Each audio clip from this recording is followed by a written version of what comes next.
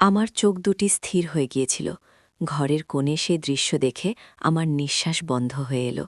খালা আমার স্বামীর গায়ে হাত রেখে এমন কিছু বললেন যা আমার সমস্ত পৃথিবীটাকেই যেন মুহূর্তের মধ্যে থামিয়ে দিয়েছিল। আমার বিশ্বাস, আমার ভালোবাসা সব চূর্ণ বিচূর্ণ হয়ে গেল। মনে হচ্ছিল যেন এক গভীর সমুদ্রে ডুবছি, আর শ্বাস নিতে পারছি না। বন্ধুরা, এশিতা ব্লগসে আপনাদের সবাইকে স্বাগত। আশা করি আপনারা সবাই ভালো আছেন। আজকের গল্পটি ভীষণ আবেগপ্রবণ এবং নাটকীয়, তাই অনুরোধ করব মন দিয়ে শোনার জন্য কানে হেডফোন লাগিয়ে নিন। আর গল্পটা ভালো লাগলে অবশ্যই আমাদের চ্যানেলটি সাবস্ক্রাইব করে পাশে থাকবেন। আমার নাম সাদিয়া, আর যার কথা বলছি সে আমার স্বামী আরিফ। আমাদের গল্পটা শুরু হয়েছিল ঢাকার ব্যস্ত জীবনে বিশ্ববিদ্যালয়ের করিডোরে। আরিফ ছিল আমার ডিপার্টমেন্টেরই 1 বছরের সিনিয়র। প্রথম দেখাতেই প্রেম এমনটা ছিল না আমাদের, বরং বন্ধুত্ব থেকেই ভালোবাসার শুরু। ও ছিল শান্ত সৌম্য স্বভাবের ছেলে, আর আমি ছিলাম একটু চঞ্চল মুখরা। ওর ধৈর্যের সাথে আমার পাগলামির এক অদ্ভুত মিশেল ছিল আমাদের সম্পর্ক। আমরা ঘণ্টার পর ঘণ্টা লাইব্রেরিতে পড়াশোনা করতাম, ক্যান্টিনে বসে চা খেতাম, আর ভবিষ্যতের হাজারো স্বপ্ন বুনতাম। ঢাকা শহরের অলিগলি, বুড়িগঙ্গার পাড়, রমনা পার্কের সবুজ ঘাস সাক্ষী ছিল আমাদের অজস্র স্মৃতি আর অটুট ভালোবাসার। বিশ্ববিদ্যালয় জীবন শেষ করে যখন আমরা দুজনেই কর্মজীবনে প্রবেশ করলাম, তখন আমাদের স্বপ্নগুলো আরও বাস্তব হতে শুরু করল। আরিফ একটি স্বনামধন্য আইটি কোম্পানিতে সফটওয়্যার ইঞ্জিনিয়ার হিসেবে যোগ দিল, আর আমি একটি পাবলিকেশন হাউসে কন্টেন্ট এডিটর হিসেবে কাজ শুরু করলাম। আমাদের ভালোবাসা তখন আরও পরিণত, আরও গভীর। পরিবারের কিছুটা অমত থাকা সত্ত্বেও আমাদের অদম্য জেদ আর ভালোবাসার কাছে সবাই মাথা নোয়াতে বাধ্য হল। অবশেষে 2 বছর আগে এক শুভক্ষণে আমরা বিবাহ বন্ধনে আবদ্ধ হলাম। আমাদের বিয়ের পর থেকে জীবনটা যেন আরও সুন্দর, আরও গোছানো হয়ে উঠেছিল। ধানমন্ডিতে একটা ছোট ফ্ল্যাটে আমরা দুজন থাকতাম। সকালে ঘুম থেকে উঠে 1 কাপ চা হাতে বারান্দায় বসে গল্প করা, দুপুরে অফিসের ফাঁকে একে অপরের খোঁজ নেওয়া, সন্ধ্যা বাড়ি ফিরে একসাথে পছন্দের সিরিজ দেখা বা বই পড়া, এই ছিল আমাদের দৈনন্দিন রুটিন। আরিফ কাজের চাপে ক্লান্ত হয়ে ফিরলে আমি ওর পছন্দের খাবার তৈরি করে দিতাম, আর ও আমার ছোট ছোট আবদারগুলো হাসি মুখে পূরণ করত। আমাদের ভালোবাসার প্রতিটি মুহূর্ত ছিল এক একটি কবিতা, এক একটি সুর। আমি ভাবতাম পৃথিবীতে এর চেয়ে সুখী আর কেউ নেই। আমাদের ছোট্ট সংসারটা ছিল আমার কাছে এক টুকরো স্বর্গ। মাস 6 আদির কথা। হঠাৎই একদিন আরিফের খালা, শান্তা খালা, আমাদের বাড়িতে এসে উপস্থিত হলেন। শান্তা খালা ছিলেন আরিফের বাবার দূর সম্পর্কের বোন। আরিফের মুখে তার কথা অনেকবার শুনেছি, কিন্তু দেখা হয়নি কখনো। তিনি রাজশাহীতে থাকতেন। তার স্বামী কয়েক মাস আগে হঠাৎ মারা গেছেন। একাকিত্ব আর শোক কাটাতে তিনি কিছুদিনের জন্য ঢাকা এসেছিলেন, আর আরিফই তাকে আমাদের বাসায় থাকার আমন্ত্রণ জানিয়েছিল। আমার আপত্তি ছিল না, বরং আমি ভেবেছিলাম একজন বয়স্ক মানুষ, তাকে সঙ্গ দিতে পারলে আমারও ভালো লাগবে। প্রথম দিকে শান্তা খালা খুবই ভালো ছিলেন। তিনি দেখতে বেশ সুন্দরী ছিলেন। বয়স 40-এর কোঠায় হলেও তার চেহারায় একটা স্নিগ্ধতা ছিল। তিনি খুব হাসি খুশি স্বভাবের ছিলেন, গল্প করতে ভালোবাসতেন। তিনি আসার পর আমাদের বাড়িতে একটা নতুন প্রাণবন্ততা এসেছিল। তিনি আরিফের পছন্দের খাবারগুলো রান্না করতেন, ঘর গুছিয়ে রাখতেন। আমারও বেশ ভালো লাগছিল। মনে হচ্ছিল আমাদের ছোট পরিবারটা যেন পূর্ণতা পেয়েছে। আমি খালাকে মায়ের মতোই শ্রদ্ধা করতে শুরু করেছিলাম। কিন্তু ধীরে ধীরে, খুব সূক্ষ্মভাবে কিছু পরিবর্তন আমার চোখে পড়তে শুরু করল। শান্তা খালা আরিফের প্রতি একটু বেশিই যত্নশীল হয়ে উঠছিলেন। সকালে আরিফ অফিসে যাওয়ার আগে তার হাতে নিজের হাতে তৈরি নাস্তা তুলে দিতেন। অফিসের টিফিনও তিনি নিজের হাতে তুছিয়ে দিতেন। আরিফ বাড়ি ফিরলে তিনি সবার আগে ছুটে গিয়ে দরজা খুলতেন, তার হাত থেকে ব্যাগ নিতেন, পানি এগিয়ে দিতেন। আমি ভাবতাম হয়তো তিনি সন্তানহারা মায়ের মতো আরিফের মধ্যে তার স্বামীর ছায়া দেখছেন, অথবা হয়তো তার একাকিত্বই তাকে এমনটা করতে বাধ্য করছে। তাই আমি এগুলোকে খুব একটা পাত্তা দিতাম না। কিন্তু কিছু ঘটনা আমাকে ধীরে ধীরে অস্বস্তিতে ফেলতে শুরু করল। একদিন আমি রান্নাঘরে আরিফের জন্য চা বানাচ্ছিলাম। খালা সেখানে এসে বললেন, সাদিয়া, আরিফ তো দুধ চিনি ছাড়া চা খায় না, তুমি কি জানো না? আমি অবাক হয়েছিলাম, কারণ আরিফ তো দুধ চিনি দিয়েই চা খায়। আমি বললাম, খালা, আরিফ তো সবসময় দুধ চিনি দিয়েই চা খায়। খালা মৃদু হেসে বললেন, আহারে, আমি তো ওকে ছোটবেলা থেকে চিনি। ও যখন ছোট ছিল তখন দুধ চিনি ছাড়া চা খেত, হয়তো এখন পাল্টেছে। তার বলার ভঙ্গিটা এমন ছিল যেন তিনি আরিফকে আমার চেয়েও ভালো চেনেন। এই রকম ছোট ছোট ঘটনা প্রায়ই ঘটতে লাগল। তিনি আরিফের ছোটবেলার গল্প বলতেন, তার পছন্দ অপছন্দ নিয়ে এমনভাবে কথা বলতেন যেন তিনিই আরিফের সবকিছু। আরিফও কেমন যেন চুপচাপ হয়ে যাচ্ছিল। আমি যখন খালা সম্পর্কে কিছু বলতে যেতাম, সে হয়তো বিষয়টা এড়িয়ে যেত, অথবা বলতো, আহা সাদিয়া, খালা তো এখন একা, একটু সহানুভূতি দেখালে কি হয়। আমি তার কথা বিশ্বাস করতাম, কিন্তু আমার মনের গভীরে একটা সূক্ষ্ম কাঁটা বিঁধতে শুরু করেছিল। আমার ভালোবাসা, আমার বিশ্বাস সবকিছু ঠিকঠাক থাকলেও এই কাঁটাটা আমাকে মাঝে মাঝে অস্থির করে তুলত। আমার মনে হতো আমার আর আরিফের মাঝে যেন তৃতীয় একজন এসে দাঁড়িয়েছে, অদৃশ্যভাবে। আমার সবচেয়ে ভালো বন্ধু তানিয়া, আমি তাকে সব কথা খুলে বলতাম। সে ঢাকায় থাকত, তাই প্রায়ই আমাদের বাসায় আসত। তানিয়া সব শুনে আমাকে শান্ত থাকতে বলত। সে বলতো, হয়তো খালা সত্যিই একা, তাই আরিফকে আঁকড়ে ধরতে চাইছে, তুই বাড়াবাড়ি করিস না। আমি তার কথা শুনতাম, কিন্তু আমার মন মানতে চাইত না। আমার ভেতরে এক অদ্ভুত নিরাপত্তাহীনতা কাজ করছিল। আরিফের প্রতি খালার চোখের চাহনি, তার গলার স্বর, এমনকি তার হাসিও আমার কাছে কেমন যেন অস্বাভাবিক লাগতে শুরু করল। একদিন আমি আর আরিফ নিকেলে একসাথে বারান্দায় বসেছিলাম। আরিফ ল্যাপটপে কাজ করছিল, আর আমি ওর পাশে বসে একটা বই পড়ছিলাম। হঠাৎ খালা সেখানে এলেন, হাতে এক বাটি ফল নিয়ে। তিনি আরিফের দিকে তাকিয়ে বললেন, আরিফ, সারাদিন এত পরিশ্রম করিস, একটু ফল খা, তোর শরীরের দিকে তো খেয়াল রাখিস না, বলে তিনি আরিফের দিকে ফলের বাটিটা এগিয়ে দিলেন। আরিফ ফল নিতে গেলে খালা তার হাতটা আলতো করে ধরে ফেললেন। আরিফ একটু অপ্রস্তুত হয়ে হাতটা সরিয়ে নিল, কিন্তু খালার চোখে আমি এক অদ্ভুত অধিকার বোধ দেখেছিলাম। আমার বুকটা ধক করে উঠল। আমি চোখ সরিয়ে নিয়েছিলাম, যেন কিছুই দেখিনি, কিন্তু সেই দৃশ্যটা আমার মনের মধ্যে গেঁথে গিয়েছিল। সেই রাতটা আমি ঘুমাতে পারিনি। আমার মন বলছিল কিছু একটা ঠিক নয়। পরদিন সকালে আমি আরিফকে জিজ্ঞাসা করলাম, আরিফ, খালার কি তোমাকে নিয়ে কোনো সমস্যা আছে? মানে, উনি কি তোমাকে অন্য চোখে দেখেন? আরিফ আমার দিকে অবাক হয়ে তাকিয়েছিল। কি বলছো সাদিয়া? খালা আমার বাবার বোন, উনি আমাকে ছোটবেলা থেকে ভালোবাসেন, তুমি এসব কি ভাবছ? আরিফ বিরক্ত হয়ে বলেছিল। আমি আর কিছু বলিনি, কিন্তু আমার সন্দেহ আরও ঘনীভূত হয়েছিল। আরিফ হয়তো বুঝতে পারছিল না, অথবা বুঝতে চাইছিল না। কয়েকদিন পর আমাদের চট্টগ্রাম যাওয়ার কথা ছিল, একটা পারিবারিক অনুষ্ঠানে। আরিফের ফুপাতো ভাইয়ের বিয়ে। খালাও আমাদের সাথে যাওয়ার জন্য খুব জোর করলেন। আরিফ প্রথমে রাজি না হলেও খালার পীড়াপিড়িতে শেষমেশ রাজি হল। আমি মনে মনে চাইছিলাম না যে খালা আমাদের সাথে যাক, কিন্তু আরিফকে কিছু বলতে পারিনি। চট্টগ্রামের পথে ট্রেনের ভ্রমণটাও ছিল বেশ অস্বস্তিকর। খালা সারাক্ষণ আরিফের পাশে বসেছিলেন, তার সাথে গল্প করছিলেন। আমার সাথে খুব একটা কথা বলছিলেন না। আমি জানালার বাইরে তাকিয়ে প্রাকৃতিক দৃশ্য দেখছিলাম, কিন্তু আমার মনটা ছিল অস্থির। আরিফও যেন কেমন চুপচাপ ছিল, আমার দিকে খুব একটা খেয়াল করছিল না। আমার মনে হচ্ছিল আমাদের ভালোবাসার বাঁধনটা যেন ক্রমশ আলগা হয়ে যাচ্ছে। বিয়ের অনুষ্ঠানটা ছিল পোতেঙ্গার কাছে একটা রিসোর্টে। বিশাল আয়োজন, অনেক আত্মীয় স্বজন। আমি আরিফের হাত ধরে ঘুরছিলাম, কিন্তু খালা যেন ছায়ার মতো আমাদের পিছু নিয়েছিলেন। তিনি সারাক্ষণ আরিফের আশেপাশে ঘুরঘুর করতেন, আরিফের সাথে কথা বলার সুযোগ খুঁজতেন। একটা সময় আমি কিছুটা ক্লান্ত হয়ে একটা ফাঁকা জায়গায় বসেছিলাম। আরিফ তখন তার বন্ধুদের সাথে গল্প করতে গিয়েছিল।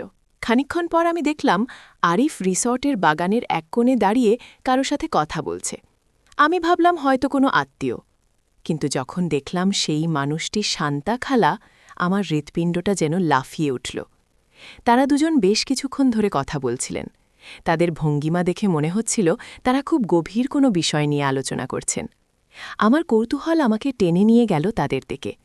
আমি খুব সন্তর্পণে তাদের কাছে গেলাম, যাতে তারা আমাকে দেখতে না পায়। একটা বড় গাছের আড়ালে দাঁড়িয়ে আমি তাদের কথা শুনতে চেষ্টা করলাম, কিন্তু বাতাসের কারণে সব কথা স্পষ্ট শোনা যাচ্ছিল না। আমি শুধু খালার গলার স্বর শুনেছিলাম, তাতে এক অদ্ভুত আকুতি ছিল, আর আরিফকে দেখাচ্ছিল বেশ বিচলিত। ঠিক তখনই আমার জীবনের সবচেয়ে ভয়ঙ্কর দৃশ্যটা আমার চোখের সামনে ভেসে উঠল। শান্তা খালা আরিফের দিকে ঝুঁকে এলেন, তার ডান হাতটা আরিফের কাঁধে রাখলেন। আরিফ নিজেকে একটু সরিয়ে নেওয়ার চেষ্টা করল, কিন্তু খালা তার হাতটা আরও শক্ত করে ধরলেন। তারপর খালার মুখটা আরিফের কানের কাছে নিয়ে গিয়ে তিনি ফিসফিস করে কিছু বললেন। আমি পরিষ্কার শুনতে পাইনি, কিন্তু খালার চোখে মুখে এক তীব্র অধিকার বোধ আর আকুলতা ছিল। আর আরিফের মুখটা ছিল ফ্যাকাশে। আমি আর এক মুহূর্তও সেখানে দাঁড়াতে পারলাম না। আমার সারা শরীর কাঁপছিল, মনে হচ্ছিল আমার পায়ের নিচের মাটি সরে যাচ্ছে। আমার মাথা ঘুরছিল। আমি কোনো মতে সেখান থেকে সরে এসে একটা নির্জন জায়গায় বসে পড়লাম। আমার চোখে পানি চলে এসেছিল, কিন্তু আমি প্রাণপণে তা আটকে রাখার চেষ্টা করছিলাম। আমার ভালোবাসার মানুষটা, আমার স্বামী, অন্য একজন নারীর সাথে এমন অন্তরঙ্গ মুহূর্তে, আর সেই নারীটা কিনা আমারই খালা। এই বিশ্বাসভঙ্গের যন্ত্রণা আমার বুক চিরে দিচ্ছিল। সারা রাত আমি ঘুমাতে পারিনি। আরিফ আমার কাছে এসে জানতে চাইছিল, সাদিয়া, কি হয়েছে তোমার, এত চুপচাপ কেন? আমি তার প্রশ্নের কোনো উত্তর দিতে পারিনি। আমি শুধু তার দিকে তাকিয়েছিলাম, আর আমার চোখের সামনে সেই দৃশ্যটা বারবার ভেসে উঠছিল। আমি তাকে ঘৃণা করতে শুরু করেছিলাম, নিজেকেও ঘৃণা করছিলাম। কেন? আমি এমনটা দেখতে গেলাম। পরদিন সকালে আমরা ঢাকায় ফিরে এলাম। বাসায় ফিরেই আমি আরিফকে বললাম, আরিফ, আমাদের কথা আছে। আরিফ আমার মুখের দিকে তাকিয়ে হয়তো আমার ভেতরের ঝড়টা বুঝতে পারছিল। খালা তখন অন্য ঘরে ছিলেন। আমি আরিফকে সরাসরি জিজ্ঞাসা করলাম, খালা তোমার গায়ে হাত রেখে কি বলছিলেন, আর তোমাদের মধ্যে কি সম্পর্ক? আরিফ প্রথমে অস্বীকার করার চেষ্টা করল। কি বলছো সাদিয়া? খালা শুধু আমার সাথে কথা বলছিলেন, আর কিছু না। মিথ্যা বলবে না আরিফ। আমার গলার স্বর ফেটে পড়ছিল। আমি সব দেখেছি। তার চোখে যা ছিল তা কোনো মামুলি আত্মীয়তার সম্পর্ক নয়, আর তার হাতের স্পর্শ, তা কোনো সাধারণ স্পর্শ ছিল না। আরিফ চুপ করে গেল। তার মুখটা ফ্যাকাশে হয়ে গিয়েছিল। আমি তার নীরবতা দেখে আরও রেগে গেলাম। বলো আরিফ, বলো তোমাদের মধ্যে কি চলছে, আমি জানতে চাই। আমার চোখ দিয়ে তখন অঝরে পানি পড়ছিল। আরিফ দীর্ঘশ্বাস ফেলে আমার হাত ধরে আমাকে সোফায় বসালো। সাদিয়া, শান্ত হও। আমি তোমাকে সব বলছি, কিন্তু যা শুনবে তা হয়তো তোমার জন্য সহজ হবে না। আমি চোখ মুছে তার দিকে তাকালাম। আমি প্রস্তুত, বলো। আরিফ বলতে শুরু করল, সাদিয়া, শান্তা খালা, উনি আমার বাবা মায়ের খুব কাছের বন্ধু ছিলেন। ছোটবেলা থেকেই উনি আমাদের বাড়িতে আসতেন। তখন উনি অবিবাহিত ছিলেন। আমার বয়স যখন 10-12 বছর, তখন থেকেই খালা আমাকে ভীষণ ভালোবাসতেন, অনেকটা মায়ের মতোই। কিন্তু সেই ভালোবাসাটা ধীরে ধীরে কেমন যেন একটা অন্যরকম দিকে মোড় নিচ্ছিল। আমি তখন ছোট ছিলাম, বুঝতে পারিনি।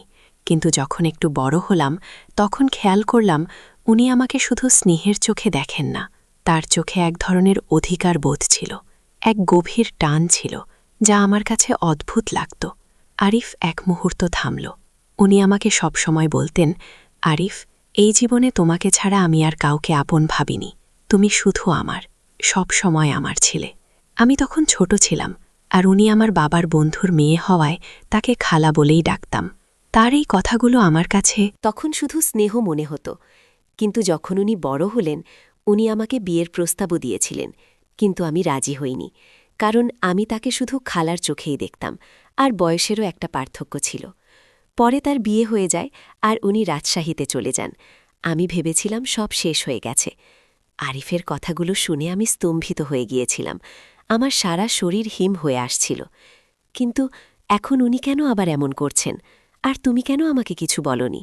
আমি প্রায় ফিসফিস করে জিজ্ঞাসা করলাম। উনি যখন সম্প্রতি বিধবা হলেন, তখন উনি মানসিকভাবে ভীষণ ভেঙে পড়েছিলেন সাদিয়া। তার স্বামী ছিলেন তার একমাত্র অবলম্বন। তিনি যখন আমার কাছে এলেন, তখন আমি দেখলাম তার মানসিক অবস্থা ভালো নেই। তিনি আবার সেই পুরনো কথাগুলো বলতে শুরু করলেন। তিনি বলছিলেন, আমার জীবনে যা কিছু ছিল সব হারিয়ে গেছে, তুমিই আমার একমাত্র ভরসা আরিফ।